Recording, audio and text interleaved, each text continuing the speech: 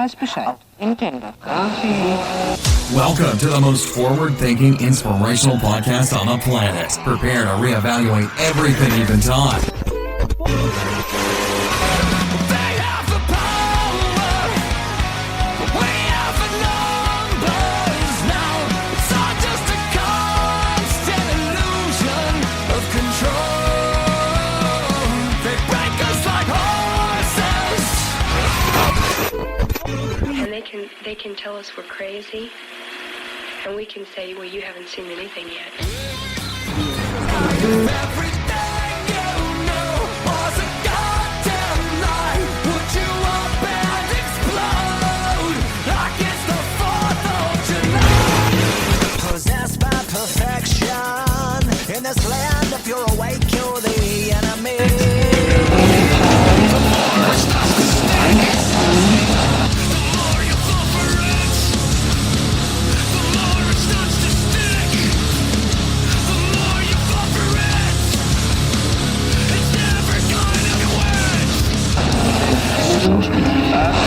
Where they lead, you will follow. Well, I guess that's just the way it goes. And if you look away, you'll be doing what they say. And if you look alive, you'll be singled out and tried. If you can't, every day. Pick your scene and take direction. And on a search to connect. But I don't wear a mask and I have no regret. Down on your knees, you don't look so tall. Open your eyes and the empire falls.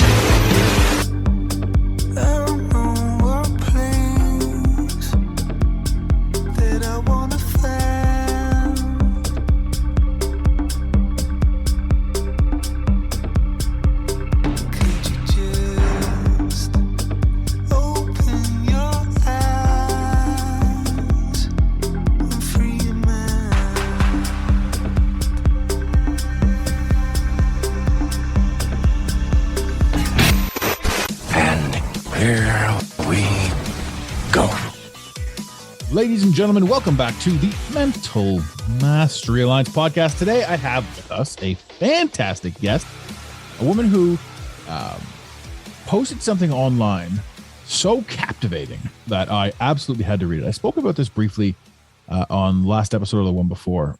It was quite possibly the longest thing that I have ever read. And on, not like ever. I mean, I've read books and such. This was the longest thing I'd ever read on social media, because we all know that social media, you have an attention span of about 7 seconds.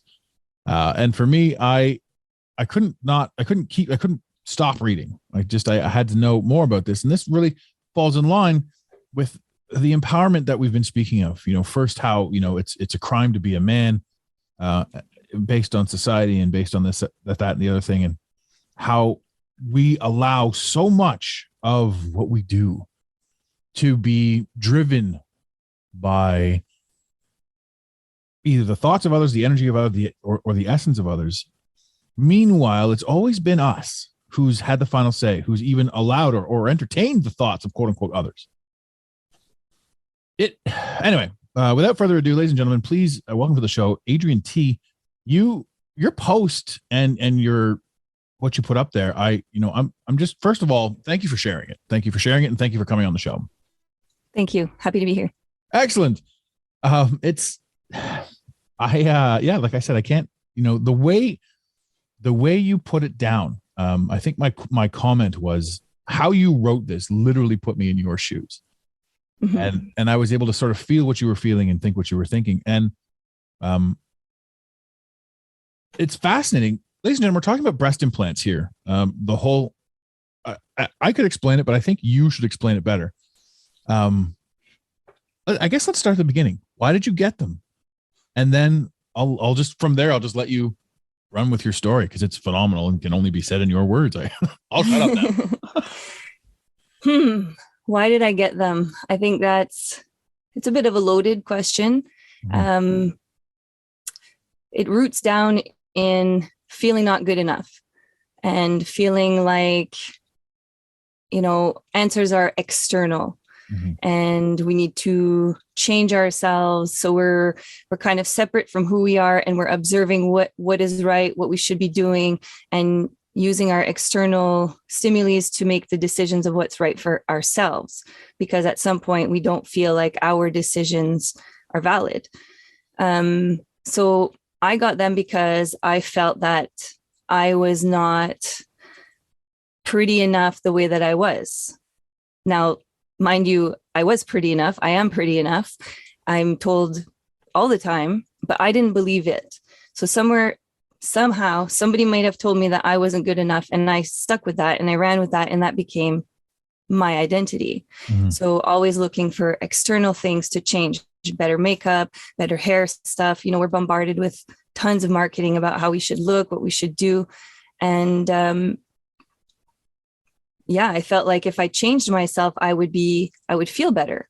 I would look better. When we feel good, when we look good, we feel good. We have this idea of all these things that it's going to be better when in the future, this is going to happen. I will be better when I do this, and I will look better when I lose 5 pounds, and constantly living in the future, doing all these things to manipulate ourselves and ignoring how we're feeling right now, Mhm. and dealing with those emotions that are inside us that are leading us to make these insane decisions, but we're not anchoring in ourselves. Right. We're letting the externals make these decisions for us. So if friends of mine were out doing it, oh, then I should do it too, because that's what we should be doing right now, kind of keeping up with the Joneses situation. And I was jealous of girls that had bigger boobs, or that had smaller waists, or that looked better. And I was more athletic, so I didn't have that physique. And where were you in your life when you were having these thoughts? Like, how old were you? Like the first time it ever happened? No, I mean, was little. Oh, yeah. Well, I mean, you touched on something huge, and that's, maybe somebody told me at some point. But I mean, the course of all of humanity, for the most part, there's 2 motivating factors. If we feel we're not good enough, we'll do something to become better, which is technically growth, right? That's like, I can't run this fast, so I'm going to run faster. I can't lift that much, I'm going to lift more.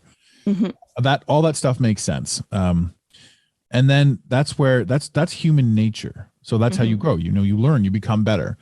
And then there's the bastardization of that, which is, if I buy this makeup, or if I think one of my favorite quotes, and you touched on it earlier too. Again, you had mentioned, while I was writing this, who am I going to offend? We'll get onto that later. We were talking about that pre-show. But I laugh because a lot of the stuff that I've done on this show, I was at the very beginning of this show, I was like, I don't really want to offend too many people, but at the same time, I want to show things. And what's that saying? You can't do something without cracking some eggs. Can't make an omelet.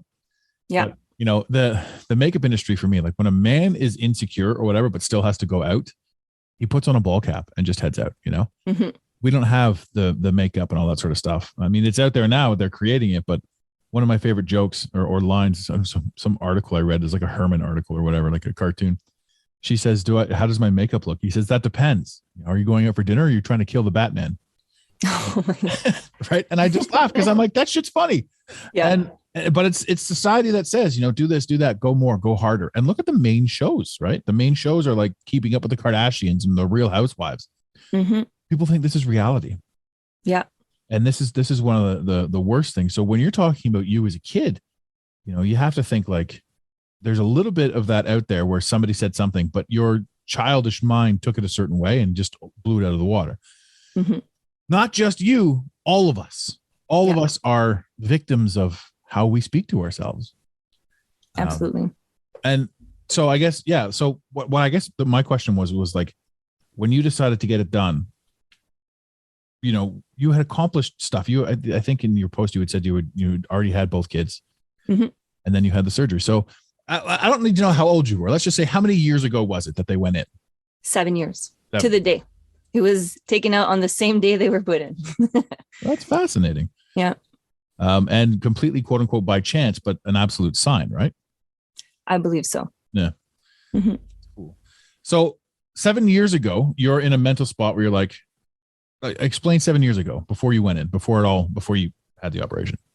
So I had 2 kids. They were quite little. And I felt that I had given up my body for the development of them. And now reclaiming my body and my identity back, I felt that it was an empowering move on my part to be doing that for myself, to myself. So at that time, I didn't think that I was doing anything wrong. I actually thought that this was, a treat for myself, a way to reclaim my body back and take care of me, because I had just felt that the last few years before that was, given to my children. My body was given to making them. It had changed as a result of that. And I had, in my mind, I had told myself, after having kids, if I don't develop a pair of boobs, because some people will say that it changes. So don't modify yourself until after you've had your children. And then when they had gone back to being completely exactly the way that they were before, I thought, you know what, let's just do this and my body will look more proportioned and I will feel whole. Mm-hmm. Little did I know, I didn't feel any wholer. I felt stuck. I did not like them. So, wow. So you did everything that you thought you were supposed to do. You even took the advice of your friends. You waited. And then you said, you know what, we're doing it. Mm-hmm. And at what point were they in? Was there any point that they were in where you were like, this is good, I like this? Was there like a week or anything like that? I always felt them, and that annoyed me too much. I would try to tell myself they're in now. So now, snap out of it, just enjoy it. They look good. There was nothing wrong with them. But I didn't like how I felt. And that's not something that a lot of people talk about. They don't. And that people always see the green grass. They say the grass is greener, but that's just literally where you're looking. Mm-hmm. And so many people want to get this. I've seen so many women talk about, implants and this, that, and the other thing. And as a male, I don't have an opinion on it. I mean, my only opinion on implants for the longest time was like, me personally, I didn't like them. Right. But then I then said to myself, as a man who went balding at a very young age, I said, I could see myself with hair implants, back then. And it wasn't about, I realized it wasn't about them. It was about me. Right. So my whole, I didn't like them with regards to breast implants is an arrogant, irrelevant thing for me to say, think, or do. I mean, it is my preference. I'm allowed to have a preference. But when I understood that it was like, nobody's doing this for anybody other than themselves, because I would never have gotten hair implants for other people, just how it made me feel. Right. And so that's exactly how I always viewed implants for women. Mm-hmm. And this is why, this is one of those things where there's a lot of women out there that wouldn't have this conversation, the one that you're having right now. And there's a lot of women that listen to the show. And some of them, I assume, are contemplating or have contemplated the idea of implants. And that's why I love this information that's going out there. First off, it's empowering. And second off, there has to be a contrast or something to add new information to anyone that's looking to do some sort of augmentation, some sort of drastic augmentation to their body. Yeah. Would you say most of it, I mean, it's not like, from your experience and from what you went through, would you say that it was 90% you or 90% what you thought they would think? Or not 90%, but like, was it more you or more how you were to be perceived? A bit of both, I would say, because I had convinced myself that I really wanted it. Mm-hmm. And if somebody was giving me the information that perhaps I'm giving today, I may have ignored them. Yeah. I wouldn't have listened to them. I wouldn't have believed them because I was so sure that this was what I wanted. Mm-hmm. So what are some of the drawbacks now? Let's talk about year one. You've got them in, the healing has quote unquote healed. The doctor says, go nuts, have fun. You're not in any danger. They're not going to explode. How did you feel after you were sort of out of the surgical water and throughout year one? And this again, you went 7 years. So according to you, it was a battle almost the whole time. Mm-hmm. But how was year one? Were there pros? Were there pros to this? Because I definitely want to get into some of the cons. Because when you rattled off the quote unquote cons, you did it in such a way that you put me, the reader, in your shoes. And it was phenomenal that I was able to sort of, I understood what you were saying, and I was able to feel what you were feeling. And that was quite the, I will talk about that too. I want to know how you wrote that so well on Facebook. I said to your husband, I said, you must have done it on a word processor like Microsoft Word and then linked it over. He says, nah, she just wrote it. I'm like, what was year one like? What were the pros of year one? So year one, I was super excited to be able to go out and buy new bras and clothes and, dress myself up like I was a Barbie doll. Actually, I didn't want to be a Barbie doll. I told them I'm a mom and I don't want to look like, somebody who's done to the nines. I still want to look like a mom, but I want to feel like myself. I want to also be, I want to be sexy for my partner. I want to just feel like myself and not feel like a housewife or feel like anything other than, who I want to be and what I want to become. I had goals. I wanted to have a career and all this stuff. And when you're having kids and starting that side of your life, it's busy and there's a lot of things that, take your attention here and there. So it gets pretty complicated to focus on one thing. So by doing what I could control and modify myself, that's where I felt like my power was. And then I was kind of reclaiming my identity that way. So it felt empowering. I had the support of my friends. I had people help me. And it felt good. Although I was surprised that finding clothes wasn't that easy. Finding bras wasn't that easy. So it kind of dampened right at the beginning when I hit the reality that I would possibly be paying $200 for bras. And I didn't have anything I needed to support necessarily. So I was like, wow, I didn't sign up for that. I didn't know that would be something that I would have to do. And then trying on new clothes, it was different because they're inserted underneath the muscle. So they're sitting on your rib cage underneath the muscle. Well, at least for me, it's not for everyone. And so putting clothes over my neck was fine, but then pushing it downward, it would get stuck. So some garments of clothing, I couldn't even get over my body. And if I wasn't able to get in through my legs, then I would not be able to wear that outfit. So that became a bit of a, deceiving factor in that, because I was like, okay, this is not what I thought this would be. I mean, you get the idea that, they are going to be under your muscle. They're not going to move all that much. It's not your natural fat. So you do have an idea, but when you are experiencing it in your own body, it's different. And then you start comparing with other people that have them and asking them questions. And then they would say, oh, I don't have that issue, or oh, I don't have that issue. And then I started questioning myself, like, oh man, what's going on? What have I done? And, so now they're in me, and I had made that decision. So I was just really focusing hard to concentrate on, this is my reality now. I'm going to have to accept the decision that I made. I put a lot of money into it. I put a lot of thought into it. I put myself under the knife, under anesthesia. I got big surgery that was risky. I had to commit. I wanted to just tough it out. And they say, give it a few years. It could take sometimes 3 years to get them to look more natural, because the skin either needs to form or they just need to loosen, and you need to massage that area so that the muscle has a chance to expand and take its shape. So they did tell you off the bat, be patient and give yourself some time, because I wasn't somebody who was naturally well endowed in that area. So it's not like I had a bag of skin that they could just put them in that they would plop. We really had to create a boob out of nothing.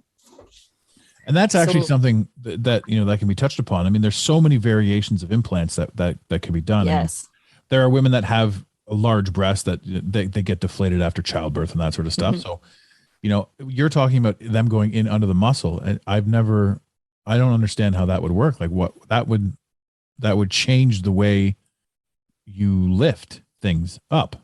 Absolutely. Absolutely. So you can't train somebody to know how that is going to feel like, because when you're lifting something, you're not lifting against something on the outside, you're lifting against something on the inside. Mm-hmm. And I don't think you can mentally prepare somebody for that, because you can't guarantee how they're going to feel with them. we're all humans and we've all got pecs and we've all got a chest. And I'm thinking to myself right now, I mean, one of my favorite moves, and I know that you're extremely active. One of my favorite moves is the deadlift and the bench press. And people will say the bench press is terrible, the deadlift is terrible, but I don't care. I'm telling you, the deadlift is one of the greatest things you could possibly do.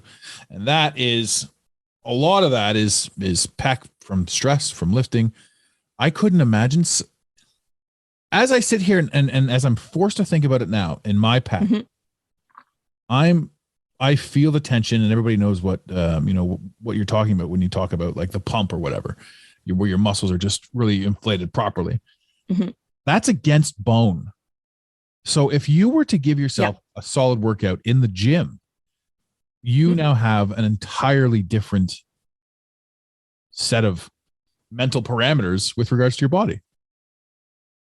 Would that be safe to say? Can you rephrase that? Like I'm thinking about the muscle. The muscle grows against the bone. So your natural resting spot would be muscle bone. Muscle grows over bone, strengthens you. But now you've got something in between muscle and bone. Yes. So a big something. It wasn't a little something. It was a big something.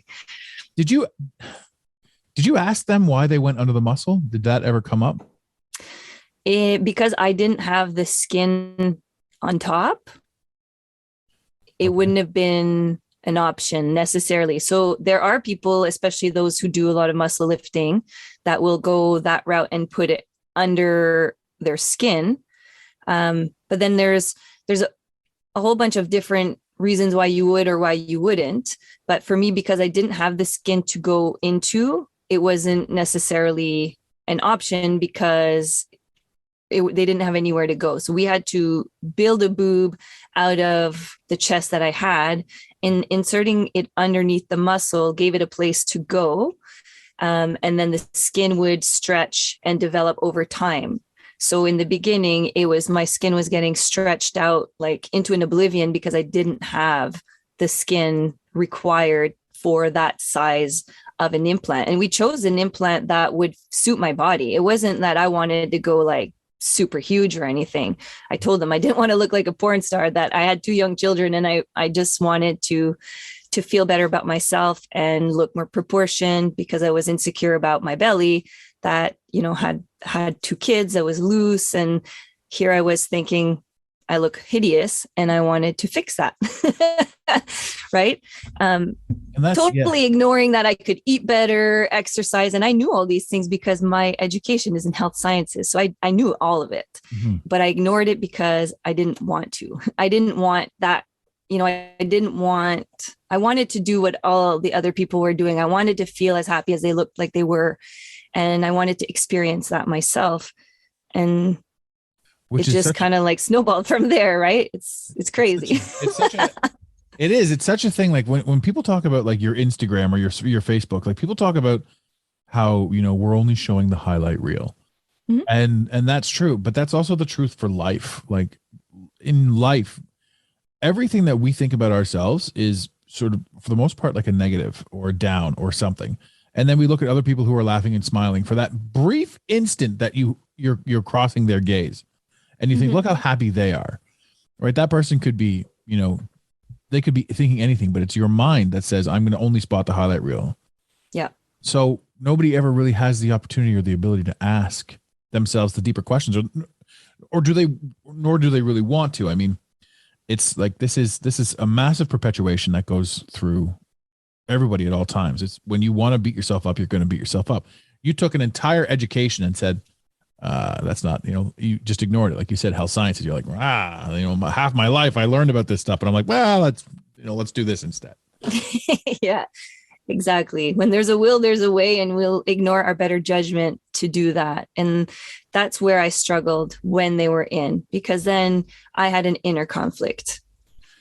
So let's jump now to, it's time to take them out. And I want to talk about a few things here, but I want to talk about primarily, or not like right at the gate, let's talk about your writing process with this post. How did you write something so articulate on Facebook? And how long did it take? And did you use a processor? What was the point? And And ladies and gentlemen, if she's okay with it, what we'll probably do is we'll put a direct link to that in the podcast so you guys can read it. So we'll put it in the show notes. Yep, that's fine with me. Yeah, if you're okay with that. But it was such a solid post, and this is definitely a coup to your writing acumen. But how did you write that so well? And what was going through your mind when you decided to put something so personal out there? And again, I mean, talking about so personal, you're on the show right now talking to thousands of people. Mm-hmm. And that's really cool. But it's very cool. And I hope that this episode helps a lot of people, me too, just understand things about themselves and what they may think, see, or do. Maybe ask one or two more extra questions before surgery and that sort of thing. But back to you. Writing that post had to have been something monumental for you as well. The act of doing it. Yes, it terrified me to share this because I knew that it would cause a rift. It would upset people. And I needed to be careful about how I was going to deliver it because it is personal. And I didn't want to come out as a preaching, this is bad, don't do it, because I feel like there's so much of that on the internet right now that we're losing the connection with people on a more intimate level. And because of the highlight reel, like you're talking about, people don't know what I'm going through. They see the pictures, they see that I'm happy, I'm smiling. I don't look like I'm in any pain. I don't look like I'm suffering at all. So it would be a bit of a surprise to just start posting pictures of myself and I'm looking completely different. Mm-hmm. I felt like this was an opportunity to give some context without being like, hey, look at me. I got my implants removed, or start waiting for the, why do you look so different, kind of thing. I said, I have an opportunity right now to share something that I think could help a lot of people, because they definitely don't talk about, the side of implants, of living with them, or the struggles you may have with them. And, they give you a paper to read when they sign your consent form, and all that on paper, but it's different hearing it from somebody who's experienced it in real life. Mm-hmm. And I wanted to touch on that because, maybe there's a stigma with it, maybe there isn't, but there's definitely no conversation about taking your life back to save your life because you're not feeling well. And the decision I made 7 years ago, I was working a desk job, is quite different than what I'm doing today, where I'm physically active and I've moved to a farm. So I'm doing a lot of physical labor and less of, crunching things on a computer. Mm-hmm. So my day-to-day life looks entirely different. Why would I need to be a prisoner in my own body if my body is causing me pain? Mm-hmm. Right? My lifestyle changed. So why would I need to be trapped because of a decision I made 7 years ago in fears to disappoint everybody that I had to convince 7 years ago, this is why I want to do it. 100%. I lost friends when I did that because they saw me as a different person. I wasn't in integrity with who they knew me as. But then I had this selfish side of me that was like, well, so what? This is what I want to do. And this is what I'm doing now. And I kind of dismissed that. And realizing that, part of them were right. I did lose myself along that way, but I wanted to just be real. I wanted it to just come from a place of authenticity without hurting anybody, without harming anybody, but also without looking for sympathy, because it wasn't something that I wanted to have and become a victim and looking for attention. I really wanted to touch base on, who else could be going through this? Who else has this in their mind and they can't get anybody to talk to them about it. Right. And so I received a lot of private messages of people saying, thank you for sharing that, because that really helped me today. And that was why I knew I was doing it. It was terrifying. I would be crying when I was writing it because it was coming out. So many words wanted to come out. And the day after I would look and I was like, okay, that's too much. I'm rambling and this and that. So I did do it on a processor, but it was on my phone. So it was on my Samsung Notes. It's still on a small screen. Oh yeah. Yeah. And I read it over and over and over. And then, I would try to put myself in the reader's shoes and see, okay, am I going on a tangent where now I'm telling people what to do? Because my intention was not to tell people what to do. I just wanted them to know what I lived through, so that if they're going through something, they can also feel comfortable, not necessarily sharing it, but just knowing that, you know what, I don't have to be stuck in something that I don't want to. I wanted to inspire that if you need to change something in your life to make it better, then do it. Don't wait for other people to tell you what to do, tell you how to do it, tell you that you know what, this was your choice and you have to live with that consequence. That's one thing that I think is recurring these days. Oh, yeah. Is that phrase, there's consequences to choices. And I felt that, you know what? No, if you want to change something and you need to, because your body is screaming bloody murder, then you need to do it. If I was waiting for a doctor to tell me that I was sick, I would have waited a long time. I wasn't sick. Yeah. There was nothing about me that was sick on paper. I went to check it out, but I wasn't feeling well. I wasn't feeling myself. I was cranky all the time. I was tense to the point of like wanting to jump out of my own skin. And for a long time, I was looking for external sources again to fix that. Oh, maybe I need to work out more. Maybe I need to monitor my food intake. Maybe I need to just go out for a walk. Mm-hmm. I even quit drinking alcohol since it's been a year and a half now. I haven't drank at all. And I thought that would have been the answer. And then I would have felt miraculous, but it didn't even do the whole thing that I was looking for. Although it did help a lot. But not enough. Absolutely. Not enough. On that token, I mean, one of the things that I absolutely preach with anyone that I work with is to give up drinking just for 60 days to see how you feel. And our mutual friend went ahead and did that. And, so you have witnessed, that would have been about a year and a half ago too, maybe a little bit more. But I mean, that in and of itself changes a lot. Oh, life-changing in such a positive way. And that in itself is a whole other aspect of it, because when you're in that mode of wanting to, socialize and drink with your friends, you make all those excuses as well. And my father passed away from liver disease. And so it started to just become clear to me that why is it that I'm okay with drinking when it took my father's life? So it's kind of like building on, what am I doing? Why am I doing these things to myself? And trying to see it from the inside and not looking for answers on the outside.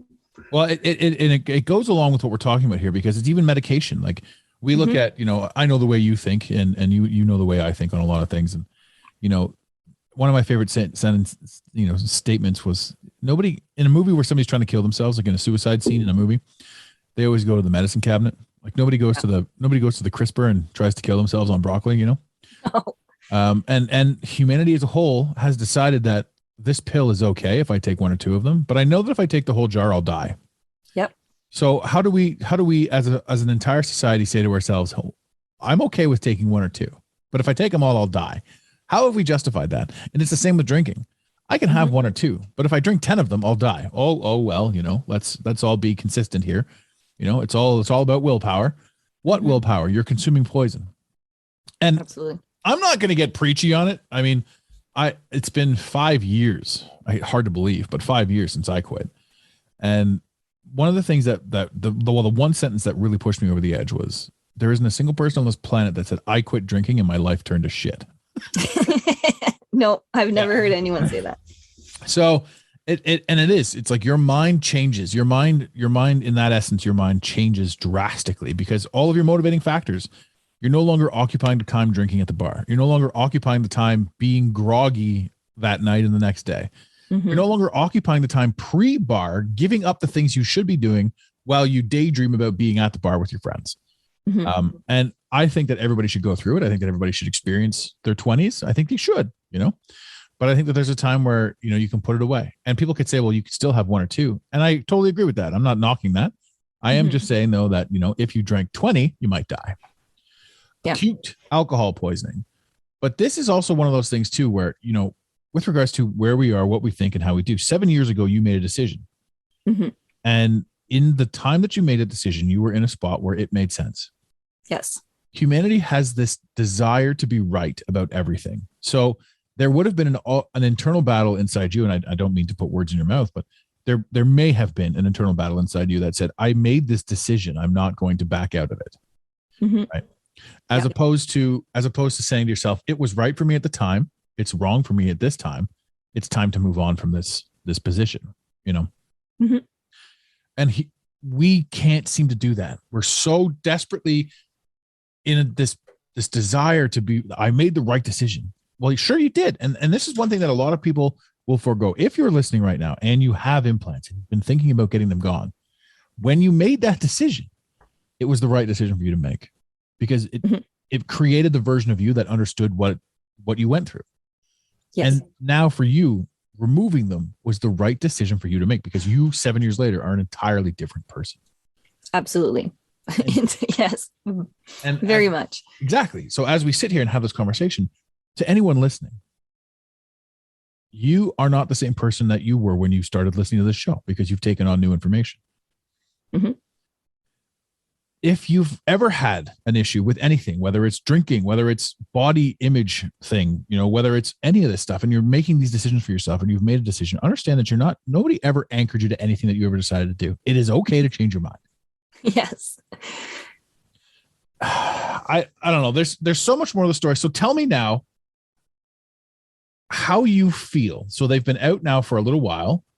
And 2 weeks. 2 weeks, she says. Listen to her. So cheery. 2 weeks. And I don't miss them at all. Like, I thought I would, have them close by and reminisce and all that stuff. And they are just in a bag in my room as just something that I can just, put in someone's hand, feel how heavy this is. And it's just like, I don't have to carry this anymore. How heavy was it? 5 pounds. Each? No, no. They were like probably 2 pounds each. 2.5. Yeah. Wow. Mm-hmm. And people will say, well, 5 pounds ain't much, right? But how tall are you? I'm 5'6".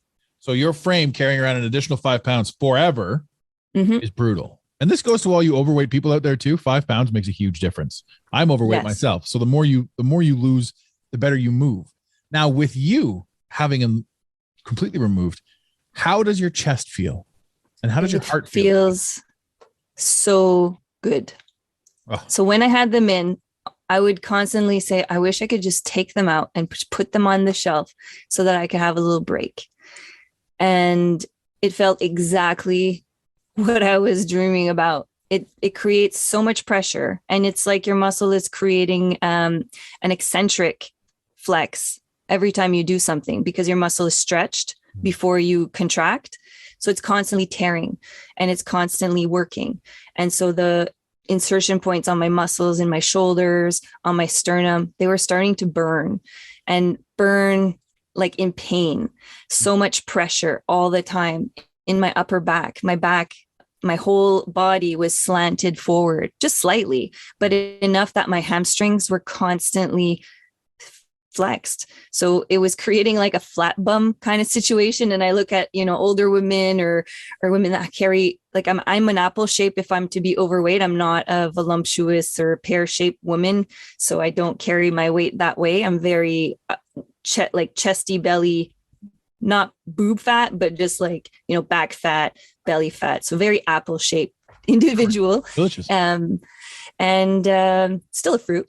Yeah. Still a shape. But it would lean forward. So this is the type of body that we have in my family. So I look at the older ladies, and that's what they do. They're leaning forward to support the extra weight that they're carrying around their abdomen. And so their hamstrings are perpetually tight. Their lower back is always, tight. And I got to experience that. And I'm like, why am I getting flat bum? But it's because I was always leaning forward to compensate for this weight. And now that it's gone, my hamstrings have fully relaxed. My shoulders have fully relaxed. I have mobility in places that I haven't had in years. And like I was able to reset to like a default, like as if my parasympathetic nervous system never had a chance to kick in to relax my body. So I was always under a perpetual stress. So were the implants making me sick? Medically, directly, no. But the stress that the environment of my body was creating itself was causing so much harm that it was giving me prone to injury, fatigue, adrenal fatigue, just brain fog, all of these things. And now it's wiped out, gone. overnight. I slept like a friggin' baby. The first night I had them out, like stitches and all, it felt better than feeling what I was feeling before going to have them removed. That's amazing. That's amazing. I mean, what you're talking about there too, a lot of the things that you're talking about there, and this is something that people don't look at is, I want to go to the gym. I want to get fit. You just spoke on an entirety of the benefits of functional pattern fitness. Mm-hmm. And functional pattern is like, why do I have a flat ass? Well, you're arched funny. You've got you're pro lean. There's so many things that one twinge can change all of this stuff. Yeah.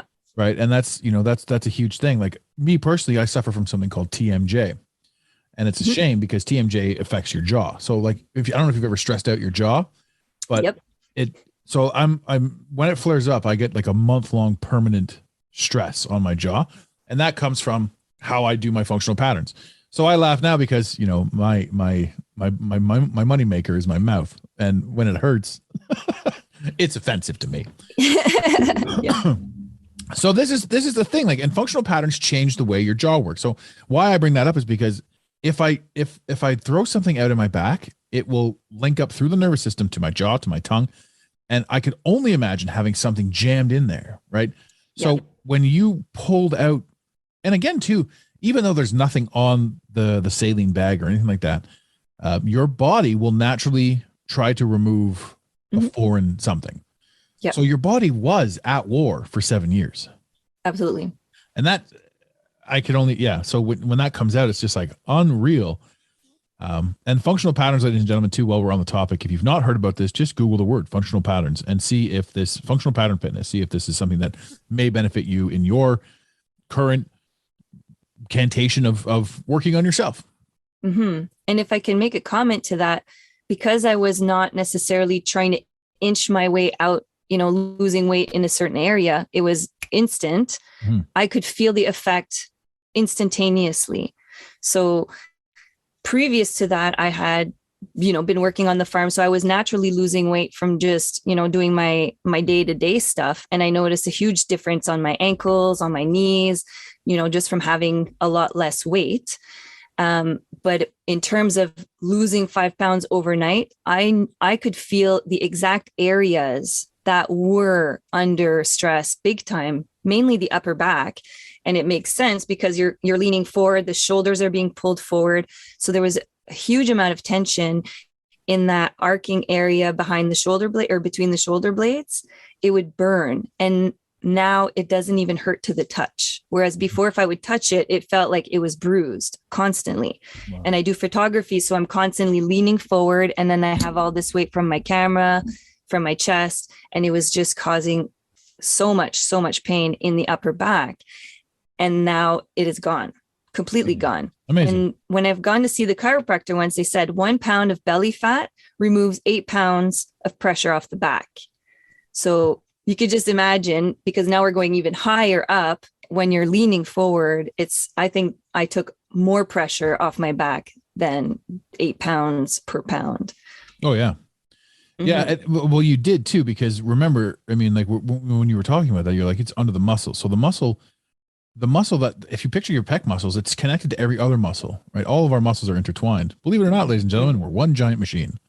So if there's tension here, there's tension right around somewhere else. Yeah. Right around your, and that's what they say too. Like if you do too much bench press, for example, and you work these muscles out, it's naturally going to pull your shoulders forward. Yeah. So if you're benching, you have to, do something for the back, because you have to give equal opposite to your back so that you don't have this. And a lot of people, you'll see a lot of guys that don't work their back enough, or a lot of people, if they've got the anterior shoulders like that, then they're in constant back pain. They don't even know why, but it's because all of these muscles are tight and pulling them together. Yeah. Right? And so your whole body is such it's such a perfect machine that anything that we put into it changes the way it functions. And absolutely. And the weird thing is we're not even allowed to acknowledge that, right? No, or you'll be made out to be crazy. So 100%. I've been riding my body I'm turning 40 this year. So I've been riding in my body for 40 years, but then not you, but people are telling me that I'm at the mercy of what the doctor says about me and what they tell me that I have. I don't think that that's right, because I know in my body when something isn't working. Mhm. And if I'm seeking doctors for help and all they're doing is giving me pills, well, do they even know anything about bodies? I equate this to there's a group of, I don't know, there's an ideology that, you know, we are a body with a soul. Mhm. I firmly believe that we are the soul riding in and around a meat suit. Yes. So this confuses people, especially when you use the term meat suit. But that's, you know, I got that from Supernatural, the old TV show back in the day. I like it. So you get here. It's much like scuba diving. If you want to go into that environment, you have to sign a contract that says if you die, it's not on them. And you have to sign a contract before you come here. To me, I'm very familiar with the term soul contract. I'm not sure if you are. Yes, I am. And so you sign your soul contract, you put on your meat suit, and you come into this environment. Just like if you go scuba diving, you sign your contract, you put on their suit, and you go into their environment, the corral, what have you. And when we understand that we're in a perfectly well-oiled machine, you know, if you want to equate it to something much simpler, it's like when you get into your car. You can get into your car, and it's not you aren't your car. You're in it, and you're riding around. And you can take it to the mechanic, and you can say to the mechanic, it's making this noise, it's doing this. I've had this car for 20 years. It's pulling a little bit to the right, and you probably can't tell it, whatever, but I can tell that it's doing something different. So the mechanic will look at your car, run it through diagnostic, and tell you you're crazy. There's nothing wrong with your car. Right? But you're telling them that you can feel it. So when somebody says to you, you know, the doctors know more than you because they've studied it. No, every single one of us is different. There is a blanket approach to everything. I'm also of the firm belief, and this is the kind of thing that gets me in trouble and Facebook jailed, that all Eastern medicine is designed to keep you broken. Even though now it helps. People are like, well, no, I take these pills and it helps me now. And I'm like, yes, that's because of after a lifetime of eating the food that they've made you eat, and becoming the sick that they made you become. You know, yeah, so exactly. So yes, now there are times where, like at my stage in the life, that they're like, you need to take these pills for the rest of your life. It's a high likelihood that I'll have to take those pills, or at least do the thing about whatever it is that changes whatever I'm doing. And for the most part, a lot of people will dismiss that, but it's like fasting, for example, is one of the greatest things that anybody can do for themselves. Yeah, the absence of things, we tend to add and add and add. Yeah, when exactly. we just remove, then our body has a chance to fix itself. Exactly. Which brings me back to what you've done. You have fasted your body from the foreign objects, the Western objects. Yeah. That not only did the West tell you needed to feel good about yourself, but then handed you and then told you there was nothing wrong with you, you know, when it was all there. So it's funny because, you know, this is all the authority, the people, the people that you turn to when you think, I don't know how to do this for myself. Meanwhile, the whole time you know how to do it for yourself. So 7 years ago, when you were very much living in the third dimension, implants went in. Yeah. And now that your mind, body, and soul drift freely between third and fifth, but primarily rest in fifth, they had to come. They had to go. They had to go. Yeah. They were no longer serving me. Yeah. And even the Bible says, get rid of what no longer serves. You know, I don't know if that's true. I may have just made that up. I don't know. But it's a good book, apparently. So, and it's still amazing that we will still seek other excuses before the obvious one. Yeah. Because what was interesting about this is that because it's under my skin and nothing else about me was sick, I had to decide to get myself cut open to be able to take them out. So the psyching yourself to go through a surgery to remove something, you know, you're entering a risk that I could be getting sicker from another surgery than if I was to do nothing. So that was part of the struggle to decide, do I do it or do I not do it? Do I hate them enough or am I discomfortable enough to want to go through pain on top of already being in pain and then having another healing session? We don't know what that's going to look like. You know, it could have, when they opened it up, they could have been like, wow, these are, you know, destroyed. Now we have to do all this cleanup. Luckily, it was the best case scenario and there was no issues. So we had them out in time. I didn't have to deal with that. But surely some people will open them up and see that, oh, they got torn. Now we have to go in there and clean. And that's a very invasive surgery and can be even more dangerous. And so you're thinking of all the risks, and do I do that? Am I healthy enough to even heal from that kind of surgery? Right. So there's so many things that go on in our mind, but then where I'm at now is, how does it feel? Does it feel right? Does this feel good to me? So I had to imagine, how do I think I will feel all said and done when I'm healed? And to me, that felt right. And so it was easy for me to make that decision at that point to, okay, let's just go for it. Now, was I worried that like all the COVID stuff would delay and all that stuff? Sure. But I made the calls and we had the consultation, and then I left it to chance. And then they called me on a cancellation and said, do you want to come today?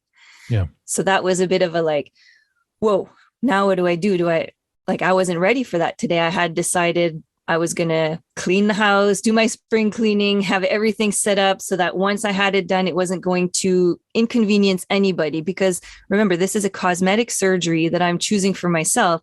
Not everybody's excited for you when you do those types of procedures, right? Oh.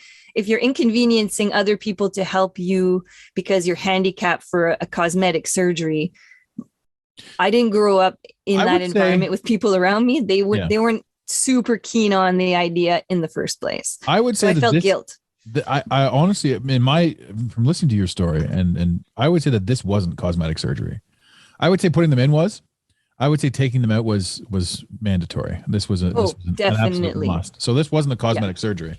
I could only imagine, however, knowing what I know about the human brain or how a human mind works, psyching yourself up for getting it done would have been a whole process. Mm-hmm. Psyching yourself up knowing that it's going to be 2-3 weeks away is one solid process. Mm-hmm. Getting that phone call must have completely thrown you into a topspin. Being like, oh my gosh, do I do it now? And it's just ripping the Band-Aid off. You're like, fuck it, we're going, mm-hmm. And that's one of those things that just really makes it that much more real, because I would say having done what you did and knowing what I know again about humanity and about the journeys that we're all on, there's no version of you that didn't do this. And there's no version of you that didn't learn from, grow, and become a much stronger version of yourself, having done exactly what you did. Mm-hmm. It was that process. It was putting them in. It was feeling yourself. It was understanding that you no longer needed this to make yourself feel anything. With regards to what outside society said, like, you became a much stronger version of yourself from the process. Absolutely. So that's, when we talk about pros and cons, people are like, no, it's all terrible. I'm glad they're gone. Fuck it. I became nobody, but that's not true at all. No. The pain, the struggle, the strife, the decisions, the choices, all of that stuff weighed into a life that 7 years later said, we're not having it. Exactly. And my kids are older now, and I want to be a good role model for them. My daughter is preteen, and so is my son. They're only a year and a half apart. And I want to model proper things for them. Proper as in like what feels right for me in the moment. Obviously, I'm not perfect and I can't predict the future, but I want to be authentic in the present time with them and help them honor their bodies, because they're already starting like, oh, my son plays hockey. He has a hockey butt. He gets teased for having, muscles around his butt that are bigger than the other kids that don't play hockey. Or my daughter who, her friends are all in puberty and she's the only one that hasn't hit puberty yet. So she's feeling inadequate. She hasn't caught up to everybody yet. So I'm constantly trying to remind them, your body is perfect. Your body's okay. But then I'm giving them this advice and then they're looking at me like, what?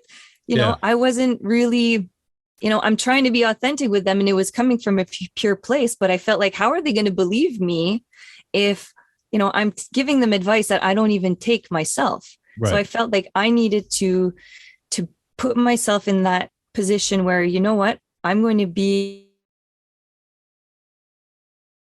to show them that when we make these decisions, it's okay to change our mind. And now with the kids that are super confused about like sexuality and where they're going with what, I feel like there's an urgency for me to help them feel how they should be feeling and not let themselves be influenced. Because in my generation, it was breast implants. Now it's like Botox and fillers and all that. And I don't know where it's going, but it doesn't feel like it's going to be any better than that. No. So I want them to make good decisions and trust themselves, but have a role model that did it before them to be like, okay, you don't want to do that. Yeah. Right.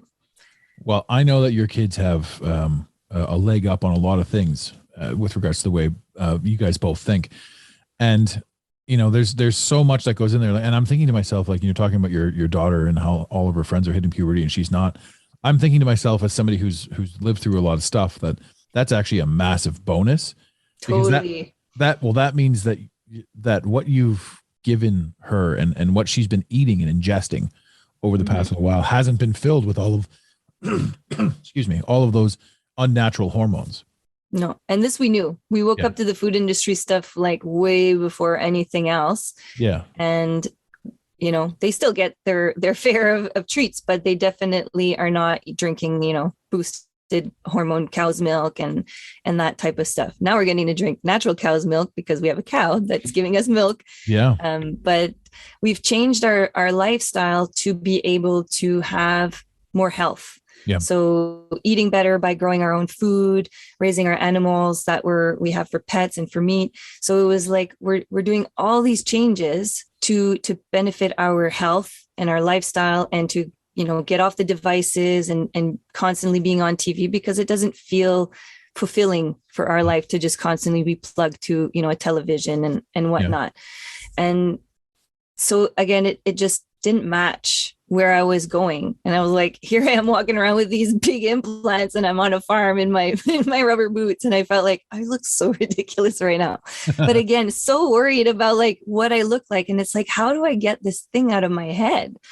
And so when I wrote my post, it felt like the part of me that let me take in all of the opinions of others. It was really a way of releasing that need to get other people's opinions. And it was like, this is what I feel. This is what it did for me. And you can have it back, without judging anybody for how they're doing it. And I really didn't want to piss anybody off. I wanted them to just see me as a person. And maybe they didn't see me as a person because, again, like the whole highlight reel, if I was triggering what other people were aspiring to become, they're not going to see or hear me as a human. Right.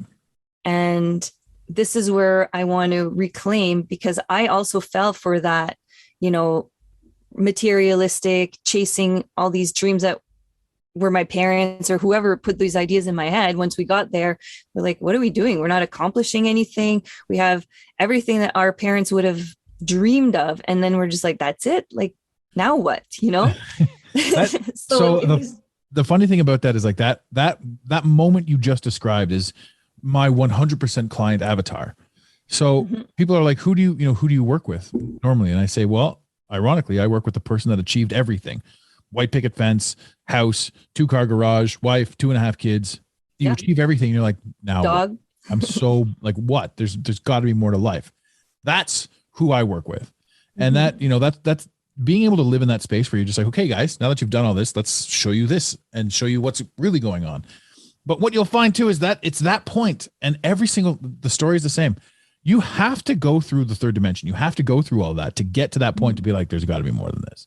Yeah, right? It's a rites of passage. I see it now, but when you're going through it, you have no clue. Oh yeah. Because you're building and you're aspiring. You're like, you know what? And remember when we were kids too, all you would see on TV is like Freedom 55 and retirement and save for retirement. And so for your whole youth, our whole youth, anyone that was, born in 75 to 85, that there's a targeted demographic out there. And we were told that we build towards retirement, we save towards retirement, and then we retire at 55 or 65 or whatever it is. Yep. And nobody even thinks about what retirement is. They just like, I'm working to retire. Right. And that's the kind of shit that really screws with people up, because all of a sudden you're like, this is no longer a goal I want to attain. Like, you need purpose. You need to wake up in the morning and have something to do right up until you're 95 years old and you die, skydiving, whatever it is. Yeah, exactly. That's the thing. So, but again, we grow through this, and it's usually around 37 where people start making, 36, 37, where people start making that ultimate shift. And they start waking up to certain things. And then from there, you've got this whole other life. Like, you're about to be 40. So the coolest generation, like the coolest thing for you is 40 to 50 is you with a fifth dimensional mindset, building and aspiring towards something that's going to be absolutely next level. And then the decade of from 50 to 60, you literally get to do whatever you want. You're pixie dust. You can be and you can do everything. And that's what's really cool. That's what's really cool about sort of waking up to these things. And it's knowing that coming into the future, it's like looking back on your past going, yeah, it was kind of weird, but I lived through it. I drank enough to know that I no longer needed to drink. I bought the fast cars and all the fancy stuff to know that I don't really care about possessions. Right. And I don't know. And I look at your life too now. I mean, your Facebook is fun to watch because you've got all these, because I know your husband and we did the jump from, downtown Ottawa to out on the farm and all that sort of stuff. Like, you made the rural shift. And I look at this stuff now and I think one of my biggest questions about farm life is this. How do you differentiate between, like, at what point on the animal spectrum does it go from edible to pet? Oh my God.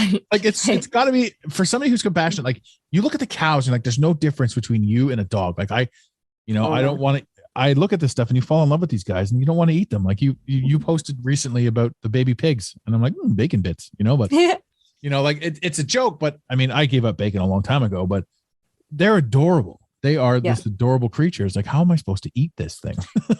Exactly. And we've become so disconnected from our food that we see them as creatures that exist to keep us company and not necessarily as a source of nourishment. So there's a lot of reprogramming that we ourselves are doing around our food and helping the kids too, because like, we didn't grow up on farms. We didn't raise our own meat. We just understood that in order to know what we're consuming, we would need to get ourselves in a position where we are in control of what they're eating. And therefore, when we consume them, we know that they weren't subject to too much stress, that they weren't, in these feedlots up to their knees in poop, that they were treated properly, that they ate well, because their nourishment is important for our nourishment. And also connecting with the animals is important. So do we get attached? Absolutely, because we love them from the minute that they're born to the day that we say goodbye. And we teach the kids that, we're going to honor our food and we're going to thank them. And when we consume them, we're not wasting them. And we're incredibly grateful for the meat that we have and that we were able to experience that whole circle of life that in living in the city, it's like, you don't think about it. And people will tell you, oh, I don't want to know what happened to the chicken. And at some point, if we knew how the chickens were living, you wouldn't even eat them. Right? You wouldn't touch them at all because it's inhumane. You wouldn't like it. So trying to find the balance between overkill and underkill. And ultimately we're eating less meat because, we're realizing the process, and not because it's hard, but because we don't want to overdo it.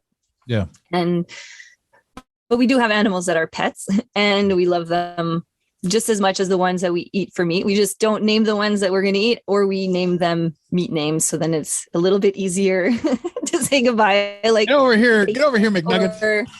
Exactly. So, but we do treat them exactly the same as the ones that are pets, and they all live in harmony together. And that's kind of the beauty of it. And just being able to connect with them, just like the plants that we're growing, they're alive too. And so we take care of them, and it's about reciprocity for us, like taking care of it and it takes care of us. So no excess, no waste, no abuse, and just, keeping it simple and being in harmony with things. But ultimately we want to learn basic skills that if ever there's a natural disaster that wipes out, all of where our food comes from, well, then we're not stuck having to figure this out from scratch in a time of stress, that we're just gradually learning how to support ourselves locally, and hopefully one day teach other people how to do it and provide the community with some food that's from here and not always from somewhere else. 100%. And I know you guys are going to do it too. And I'll show up too in an event of that natural disaster. I'm coming to your place.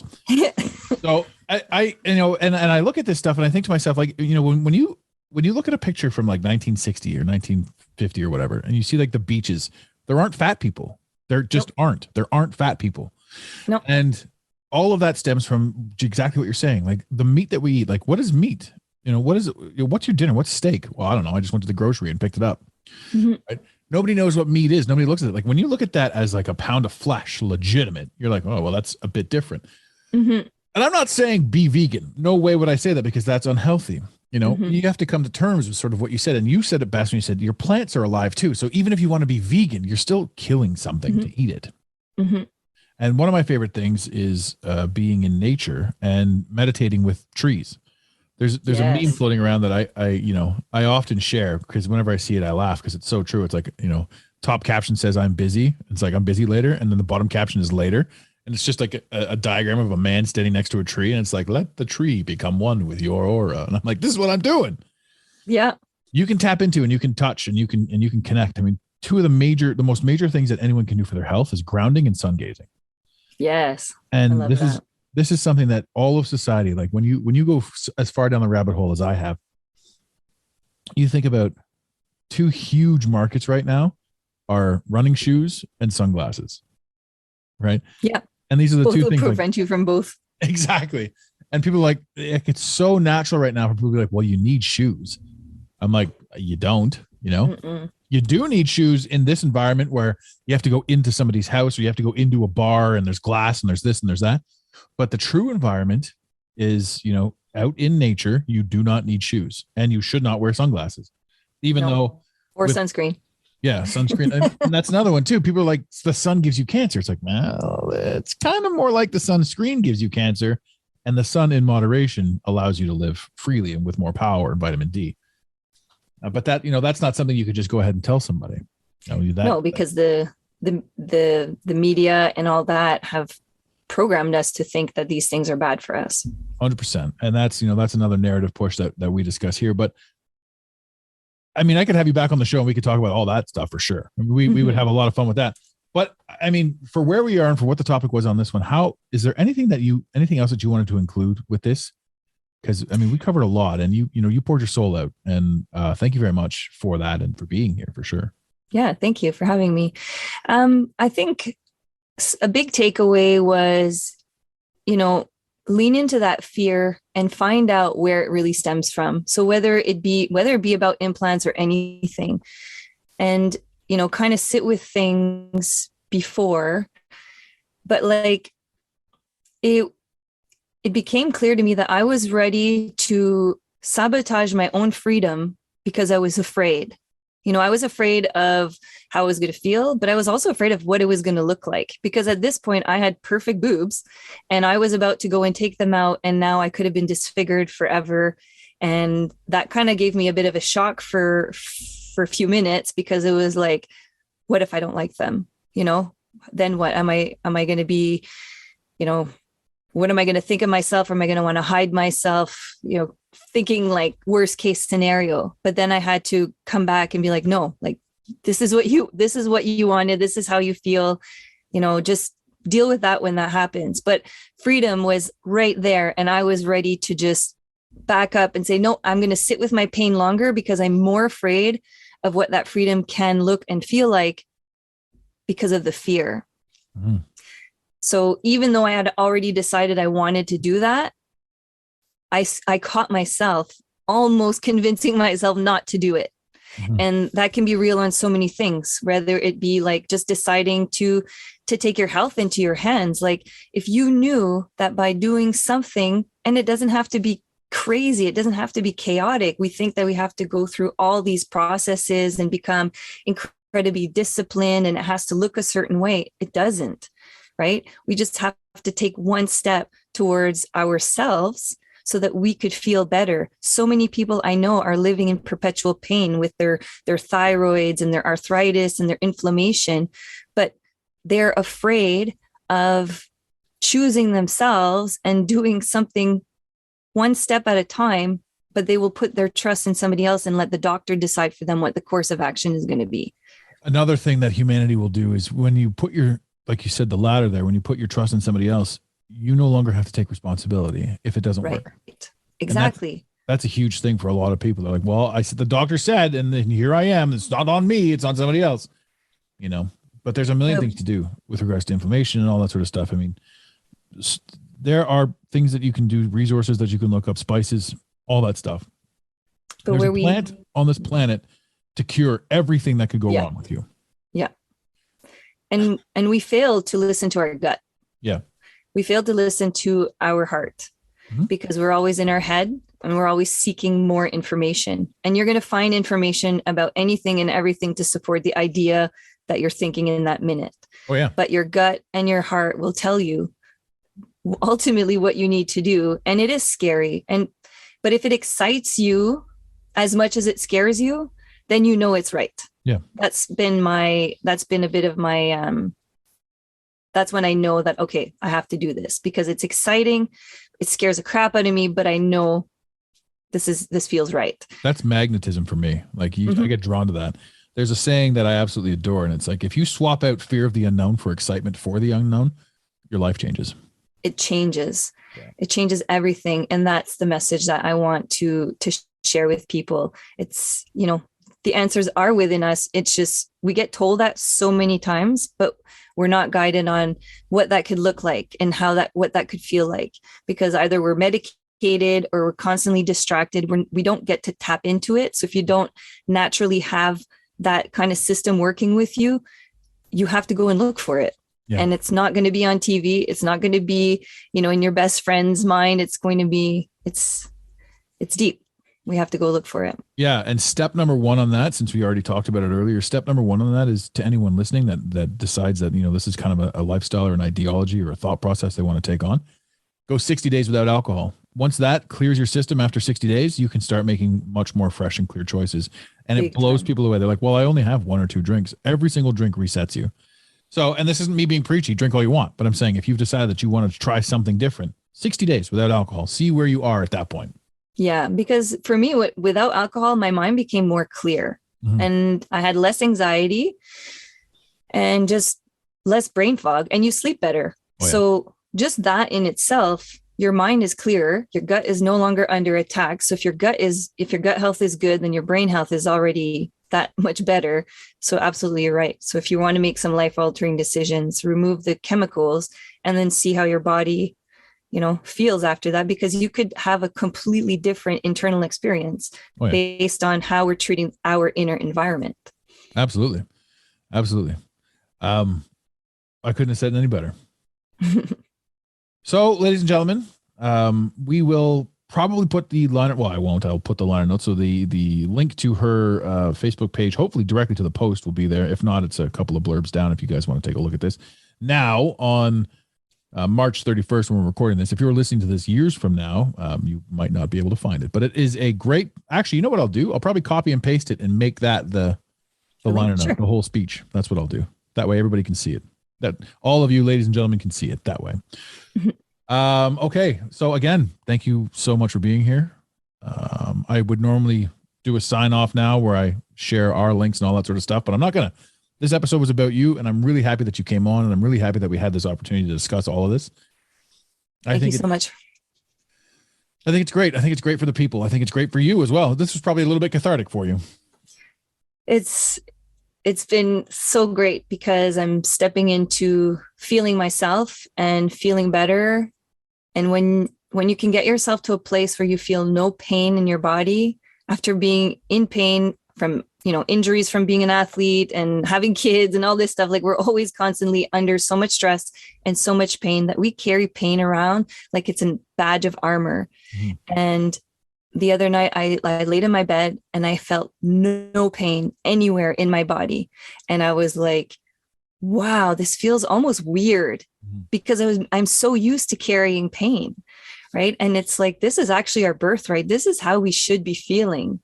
And I don't know anybody who's feeling like that. Everybody's carrying pain. But like you're saying with the alcohol, like if we would remove pain from ourselves, we would also be clearer in general. And often we drink because we're in pain and we want to numb ourselves from that pain, whether it be mental or physical, but we don't really know that it's not healing us and it's, chipping away at us. But because we're so desperate for some kind of release, it doesn't matter, because in that moment that feels right. And we're living momentarily when we shouldn't be. And then we're living in the future when we shouldn't be. So ultimately we should just practice being where we are now. But I do understand, all of that madness because I've lived through it. I drank a lot, and the people in my family drank a lot. It was very normal. And so we never saw anything wrong with it. Yeah. But when it starts taking away the people that you love, then you start realizing, why am I okay with it? Because something about it isn't right. And same thing with the implants. Like this isn't right for me anymore. I don't feel well and I want them gone. And if anybody's going to fight me on it, unless they're paying, then they shouldn't have a say in it at all. Exactly. And on that note, ladies and gentlemen, in the infamous words of Red Green, keep your stick on the ice. Thank you for listening to today's Mental Mastery Alliance podcast. Let the team know you're listening by using the hashtag MMA and Mental Mastery Alliance. Want more motivation? Be sure to follow online on Instagram at Mental Mastery Alliance and on Facebook at Mental Mastery Alliance. And remember, your perception creates your reality. Make it a great day. You got it, Pontiac.